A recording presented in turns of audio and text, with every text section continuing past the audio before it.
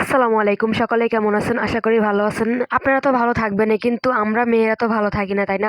আমরা মেয়েরা কিভাবে ভালো থাকবো আপনারা বলেন? যেখানে আপনারা অনেকেই বলেন যে আপনারা মেয়েরা পর্দা করি না তাই ধর্ষণ হয়। কিন্তু যেখানে একটা ৮ বছরের বাচ্চা মেয়ে ধর্ষণের রেপের শিকার হয়, সেখানে আমরা মেয়েরা কি নিরাপদে থাকবো বলেন? আমাদের দেশে ধর্ষণ তো হয় কিন্তু ধর্ষণের কোনো বিচার হয় না। আপনার আমাদের দেশ ছাড়া বিভিন্ন বাইরের কান্ট্রিতে দেখেন, আপনি বাইরের কোনো দেশে দেখেন, এমন কোনো দেশ নাই শুধু ভারত আর বাংলাদেশ ছাড়া সব দেশেই কিন্তু ধর্ষণের বিচার হয়। মৃত্যুদণ্ড, ডাইরেক্ট মৃত্যুদণ্ড হয় ৪ ঘন্টার ভিতরে না ১ ঘন্টার ভিতরে। আপনার এমন কোন দেশ নাই যে আপনার ভারত আর বাংলাদেশ ছাড়া যে ধর্ষণের বিচার হয় না। নিম্নে আজকে যদি আমাদের বাংলাদেশে যদি এরকম বিচার হইতো, তাহলে অবশ্যই দর্শন করার আগে ৩ বার ৪ বার ভাইবা চিন্তা তারপর দর্শন করতো। যদি ডাইরেক্ট মৃত্যুদণ্ড দিত, তাহলে অবশ্যই একজন মানুষ কখনোই দ্বিতীয়বার ওই ভুলটা করার সাহস পেত না। আমাদের দেশে কোনো বিচার হয় না, তাই আমাদের দেশে সাহসটা বেশি বেড়ে যায়। কারণ তারা জানে তারা আজকে ধর্ষণ করে কালকে জেলে ঢুকতেছে, 3 দিন পরে তাদেরকে বাইর করে দিতেছে। তারা ওই সাহসটা পাইয়ালায়। আমাদের বাংলাদেশ হচ্ছে একটা দুর্নীতিবাজ দেশ, যেখানে আপনার টাকা আছে ওইখানে কিন্তু আপনার